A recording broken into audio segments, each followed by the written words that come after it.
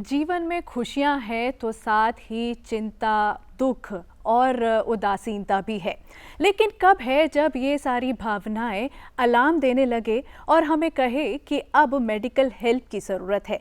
आज इसी विषय पर मेंटल हेल्थ सेगमेंट में हम बातचीत करने वाले हैं, जिस पर बात करने के लिए हमारे साथ एक विशेषज्ञ मौजूद हैं। आइए उनका स्वागत करते हैं। नमस्कार, आपका स्वागत है। हमारे साथ हैं डॉक्टर शिव प्रसाद। आप हैं professor and head department of psychiatry, Lady Hardinge Medical College, Delhi से। डॉक्टर शिव प्रसाद, आप एक साइकेट्रिस्ट हैं, तो सबसे पहले हमें यही बताइए कि एक मनोचिकित्सक की क्या भूमिका रहती है, क्या साइंस आएँ कि कोई मरीज़ आपके पास आए? जब मरीज़ हमारे पास आता है तो हमें उसको अच्छी तरह देखना चाहिए, उसकी बात सुननी चाहिए और यदि वो अपने लक्षण बताता है तो उनको ध्यानपूर्वक सुनना चाहिए। ज़्यादातर लोग बाग मानते हैं कोई भी तनाव है, चिंता है, डिप्रेशन है, अवसाद है, उन्माद है। चिंता अपने जीवन का हिस्सा होता है। जब चिंता किसी भी कारण हो सकती है, जैसे नौकरी पेशे के कारण हो सकती है, एग्ज़ाम्स के कारण हो सकती है, आर्थिक स्थिति परिस्थिति के कारण हो सकती है और एक समय के लिए होती है। जब ये समस्याएं दूर हो जाती हैं तो चिंता अपने आप दूर हो जाती है। पर ये चिंता और तनाव यदि लंबे समय तक रहती हैं, जिसकी अवधि ज़्यादा हो जाती है, तो फिर इसको अपने बारे में सोचना चाहिए और एक सलाह लेनी चाहिए। और जैसे इसमें मन उदास रहना, परेशानी रहना, कुछ अच्छा नहीं लगना, शरीर में ताकत का अभाव हो जाना, किसी चीज़ में रुचि नहीं रहना, नींद और भूख में परिवर्तन होना, तो ये सारे सिम्टम्स हैं जो कि हमें ये बता सकते हैं कि ये नॉर्मल चिंता का जो ये नॉर्मल चिंता नहीं है, आम बात नहीं है, हमें अब मेडिकल हेल्प की ज़रूरत है। जब इसकी अवधि ज़्यादा हो जाती है तो हमें गौरपूर्वक ध्यान देना चाहिए और एक सलाह मनोचिकित्सक से सलाह लेनी चाहिए। अवधि मतलब आप 2-3 हफ्ते, महीना? मतलब 15 दिन मानते हैं हम, 2 वीक मानते हैं। इससे ज़्यादा यदि हो जाए और उसके व्यवहार में बदलाव आ जाए, जो उसकी रोज़मर्रा की ज़िंदगी में ये व्याधन डालने लग जाए, जैसे और घर की जो इन्वायरमेंट में वो नहीं रहने पाए और एक अकेला अकेला रहना महसूस करे, तो उस टाइम पे अपने आपने डॉक्टर यहाँ पे व्यवहार की बात की। मतलब हमारे अगर हम किसी कहते हैं मेंटल हेल्थ इशू से जूझ रहे हैं, तो हमारी वो पर्सनालिटी में साफ साफ झलकेगा, वो हम भी पहचान सकेंगे और सामने वाला भी। यस, हाँ। इसमें क्या व्यवहार में बदलाव ऐसे आएगा, उस कम बोलने लग जाएंगे, किसी चीज़ जिस चीज़ में उनको पहले रुचि रहती थी उस चीज़ में रुचि नहीं दिखाएंगे, अकेले अकेले खोए रहेंगे और चिड़चिड़ापन, बात बात पे यदि आप बात करोगे तो उनका चिड़चिड़ापन रहे। किसी भी उम्र में हो सकता है? ये किसी भी उम्र में हो सकता है, छोटी उम्र से लेके लेट एज तक ये हो सकता है और सही समय पे इसकी पहचान बहुत ज़रूरी है। जितनी अर्ली आइडेंटिफिकेशन होगा उतना जल्दी आगे बीमारी गंभीर नहीं हो। तो डॉक्टर साहब, जैसे अब मेंटल हेल्थ में हम कहते हैं एक साइकोलॉजिस्ट है जो आपकी दिल की बात सुनता है, आपको थेरेपी काउंसलिंग देता है, लेकिन साइकेट्रिस्ट तो फिर दवा भी देता है। तो जब हमने आपको अपनी बात बताई मन की, तो फिर आप कैसे उपचार करते हैं? ये निर्भर करता है आप किस प्रकार से और कैसी बीमारी से जूझ रहे हैं। यदि ये हल्की फुल्की बीमारी है, कुछ समय के लिए है, तो बात काउंसलिंग है और साइकोथेरेपी से भी ठीक की जा सकती है। यदि जो लक्षण हैं वो ज़्यादा हैं और उनकी सीवियरिटी ज़्यादा है, तो उस हिसाब से हमें देखना चाहिए और उसके अनुरूप दवाई देनी चाहिए। तो एज के अकॉर्डिंगली ही ये सब चलता है। जैसे मान लीजिए एक बच्चा है, अगर वो परेशान है तो क्या उसके लिए अलग थेरेपी होगी, और अगर एक बुजुर्ग है तो उसके लिए अलग थेरेपी होगी? थेरेपी अलग अलग होती है। जैसे छोटा बच्चा होता है उसके डोज उस हिसाब से एडजस्ट करने पड़ते हैं, पर दवाइयाँ वो ही रहती हैं। हाँ, हालांकि लक्षण बच्चे हैं, उनमें लक्षण थोड़े अलग होते हैं। जैसे बच्चा कभी आपको ये नहीं बताएगा कि मैं उदास रहता हूँ, उसके व्यवहार में आपको देखना पड़ेगा। जैसे पढ़ाई में उसकी ग्रेडिंग कमज़ोर हो जाना, चिड़चिड़ापन हो जाना, खोया खोया रहना, अपने दोस्तों से कम मिलना, बात बात पे चिड़चिड़ापन। और कई बार बच्चे, जैसे ये किशोर अवस्था होती है, तो इसमें गलत राह पे भी चलने लग जाते हैं, नशे की ओर मुड़ जाते हैं। और आजकल तो ये सोशल मीडिया, गैजेट्स, मोबाइल का इतना आदी हो जाते हैं, तो उसको छोड़ना नहीं चाहते और उसमें विभिन्न प्रकार के गेम्स वो खेलते रहते हैं, जिससे रात भर वो जागते रहते हैं। तो हमें बच्चों का विशेष ध्यान रखना चाहिए और हमेशा किसी बच्चे की दूसरे बच्चे से तुलना नहीं करनी चाहिए। उनकी बात सुननी चाहिए, उनको स्पेस दो और उनकी बात सुन के उसकी आप महत्व दो। तो डॉक्टर साहब, थोड़ा दवाइयों के बारे में और बताइए। जैसे हम सुनते हैं anti depressants, antipsychotics, mood stabilisers, ये कैसे काम करती हैं? ये अपने ब्रेन पे काम करती हैं, जो रिसेप्टर्स होते हैं उन पे काम करती हैं। और ये ज़रूरी नहीं है कि लोगों को अभी भी भ्रांतियां हैं, मिथ हैं कि एक बार मानसिक रोगी जो बन जाता है वो जीवन भर रहता है। ऐसा नहीं है, बीमारी और उसके लक्षणों पे निर्भर करता है। और ये जो दवाइयाँ हैं हमारे ब्रेन में काम करती हैं, उसी के अनुसार हमारे लक्षण जो होते हैं उनका इलाज होता है। लेकिन डॉक्टर, अक्सर ऐसा देखा जाता है कि अगर मैं परेशान हूँ और ये सिम्टम्स बार बार लगातार मेरे साथ आ रहे हैं, मैं कभी कहूँगी नहीं किसी को कि मैं परेशान हूँ, चिंता में हूँ, कोई एंजाइटी मुझे हो रही है, मुझे ऐसा लगेगा कि शायद मेरा मजाक बनाया जाएगा, तो एक स्टिग्मा फील करते हैं। तो क्या ऐसे में आपको लगता है लोग आपके पास समय पर आ जाते हैं? नहीं, अभी भी स्टिग्मा है, लोगों को भ्रांतियाँ हैं, लोग बाग गलत इन्फॉर्मेशन होती है, उनके पास सही ज्ञान नहीं होता।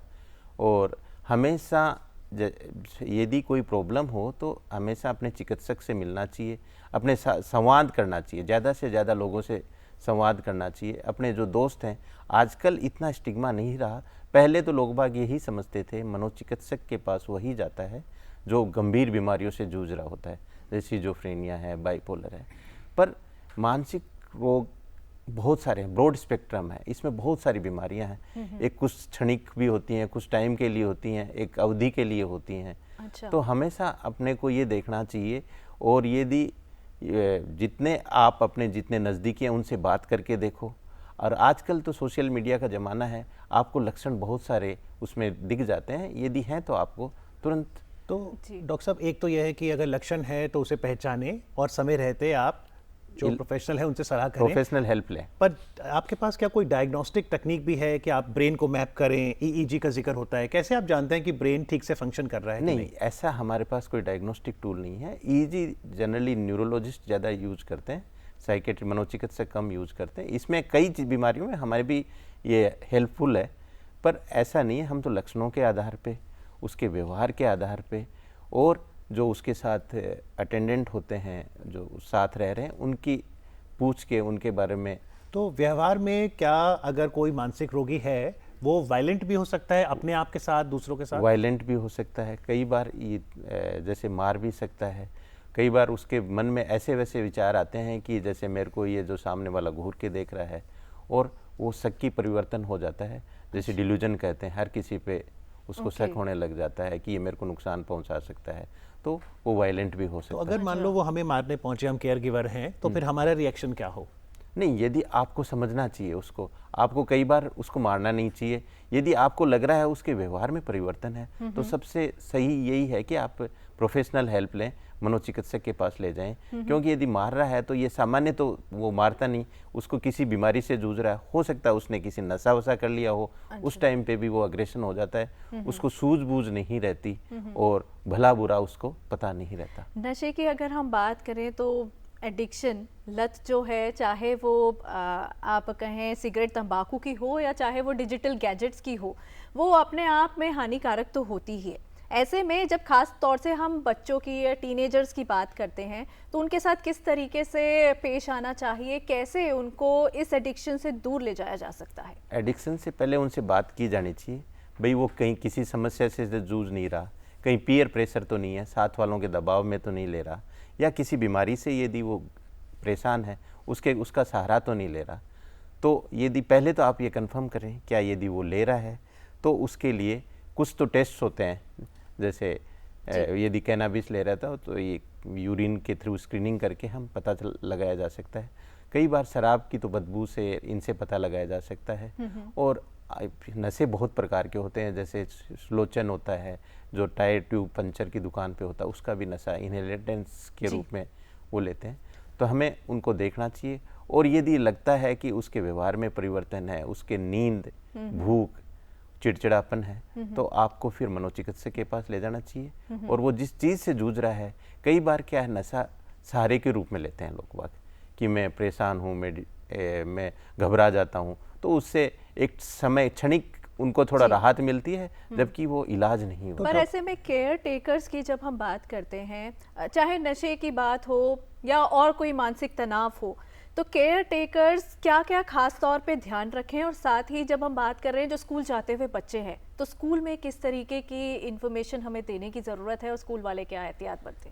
सामान्यतः जो पेरेंट आजकल पीटीएम होती है वो एक बहुत बढ़िया जरिया है, जिससे बच्चों के क्लास टीचर्स को बच्चों के बारे में पता होता है कि उसकी परफॉर्मेंस तो डाउनग्रेड तो नहीं हो रही, उसका आजकल व्यवहार तो नहीं हो रहा, बात बात पे वो सुस्त रहना, जैसे क्लास चल रही है नीचे अपना सर कर लिया और स्कूल रिफ्यूजल में कर रहा है, और जैसे स्कूल जाते टाइम पे कई बार यूँ कहता है कि मेरे पेट में दर्द हो रहा है, बहाने बनाता है। सिर में दर्द हो रहा है, और जो सोशल गैदरिंग में जाने से भी कटता है। तो इन चीज़ों को अपने को देखना चाहिए और उनके प्रति अपनी सिंपैथी होनी चाहिए। ये नहीं है कि ये नशा कर रहा है उसको डांटना चाहिए, पहले बात सुननी चाहिए, उसको प्यार से समझाओ क्या क्या है। हमेशा आजकल ये समझा देना चाहिए कि इन चीज़ों के ये फ़ायदे हैं जब बच्चा स्कूल में जाता है, कॉलेज में जाता है, किस किस चीज़ के गुड टच बैड टच जैसे बच्चों को भी बताया जाता है।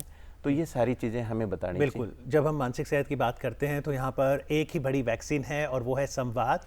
और भारत सरकार की भी एक पहल है 14416 जो कि टेलीमानस हेल्पलाइन नंबर है, निःशुल्क है, टोल फ्री है। इस पे जब लोग कॉल करते हैं तो इसमें किस तरह की राहत मिलती है? ये एक बार इनिशियली आपको ये पता चल जाएगा आप किस चीज़ से जूझ रहे हैं। और ये क्राइसिस में भी जैसे कोई इंसान बात करता है, कई बार क्या आत्महत्या के विचार आते हैं और कई बार खुद को नुकसान पहुंचाने के भी विचार आते हैं, तो वो एक बार आपको राहत दे देंगे और आपको गाइड कर देंगे कि जो आपके आसपास जो सुविधाएं उपलब्ध हैं वहाँ जाके आप इसका इलाज कर सकते तो हैं। डॉक्टर साहब, एक तो ये सलाह हुई, और जब हम साइकेट्रिस्ट के पास आए, साइकेट्रिस्ट की भूमिका और बताइए, वो क्या खास करता है कि जो साइकेट्रिस्ट ही कर सकता है? साइकेट्रिस्ट बीमारी का साइकेट्रिस्ट ही पता लगाएगा किस चीज़ से जूझ रहा है वो। बीमारी सिजोफ्रेनिया है, बाइपोलर है, डिप्रेशन है, क्लोस्ट्रोफोबिया है, पैनिक डिसऑर्डर है, चाइल्डहुड डिप्रेशन है, तो ये तो मनोचिकित्सक ही पता लगाएगा। और ये कोई ज़रूरी नहीं है, अभी भी मैं यही कह रहा हूँ कि कोई हमेशा दवाइयों से इलाज होता है, साइकोथेरेपी है, काउंसलिंग है, इससे भी इलाज हो जाता है। और ये थेरेपीज कैसे चलती है, कितनी सिटिंग्स रहती हैं, कैसे सब कुछ डिसाइड होता है? वो डिपेंड करता है किस बीमारी से जूझ रहा है वो। और कुछ टाइम तो कुछ समय के लिए बात करके ही हो जाती है। कई बार सेशंस होते हैं, वीकली सेशंस होते हैं, जैसे 5 भी होते हैं, 6 भी होते हैं, कई बार 10 भी लिए जाते हैं। और आजकल तो हमारे पास नई नई विभिन्न प्रकार की दवाइयाँ हैं जो एडिक्टिव नहीं होती है। हाँ, कुछ दवाइयाँ डिपेंडेंस जरूर हो जाती है, वो यदि सही समय पे इलाज लेता रहे, सही टाइम पे फॉलोअप हो तो ये दिक्कतें भी नहीं तो आती। क्या कि लाइफ टाइम चलती हैं दवाइयाँ या कुछ क्षणिक? नहीं, दवाइयाँ लाइफ टाइम नहीं। ये अभी भी लोगों में भ्रांतियाँ हैं, मिथ्स हैं कि दवाइयाँ लाइफ टाइम चलती है, ऐसा नहीं है। दवाइयाँ बीमारी के और लक्षण के अनुरूप चलती हैं। यदि लक्षण धीरे धीरे ठीक होने लग जाते हैं, उसी हिसाब से दवाइयाँ धीरे धीरे कम हो जाती हैं। एक अवधि के होती है जिसके समय के लिए दवाई दी जाती है, फिर उसके बाद में हम दवाइयाँ। क्या ये दवाइयाँ बहुत महंगी हैं? और अगर हम भारत सरकार की पहल की बात करें आयुष्मान भारत, क्या ये उनमें कवर्ड हैं? ये कवर्ड हैं और दवाइयाँ बहुत ज़्यादा महंगी नहीं है, सस्ती भी हैं। विभिन्न प्रकार की दवाइयाँ कुछ महंगी भी हैं, कुछ सस्ती भी हैं।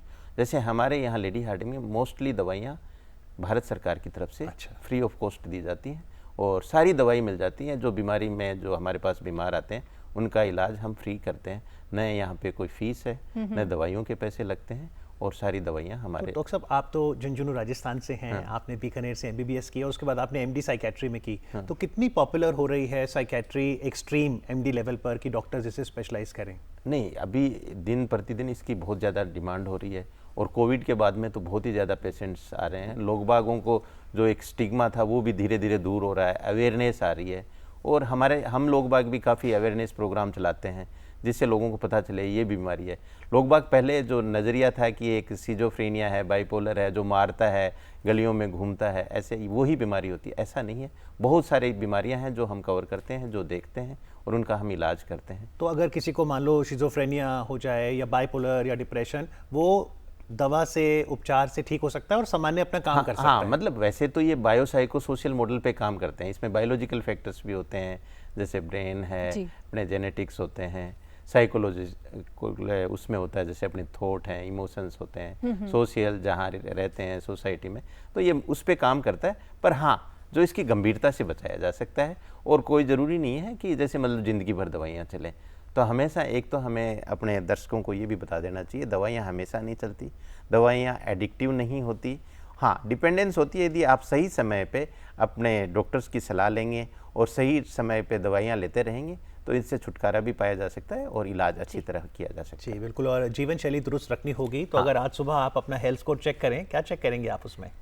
तो चेक करेंगे कि नींद अच्छी थी कि नहीं और मूड ने कितना स्कोर किया और साथ ही एनर्जी लेवल कितना तो है। डॉक्टर साहब ये शायद सबसे इंपॉर्टेंट है, जीवन शैली जीवन दुरुस्त शैली बहुत ही इम्पोर्टेंट है, नींद भी बहुत ज़रूरी है और संवाद भी बहुत ज़रूरी है जी। और नशे से दूरी, इन चीज़ों का विशेष ध्यान रखना चाहिए। जी। और जितनी बढ़िया जीवन शैली रहेगी, आप व्यायाम करेंगे, एक्सरसाइज करेंगे, योगा करेंगे, ये आपके लिए बहुत ही फायदेमंद होगा। दवा और उतनी जल्दी दवाइयों से कम की जा सकती है और छुटकारा पाया जी। जा आज सकता है। कार्यक्रम में आके साइकेट्री पर संवाद करने के लिए डॉक्टर शिव प्रसाद आपका बहुत बहुत आभार। Thank you धन्यवाद। very much. Thank you so much.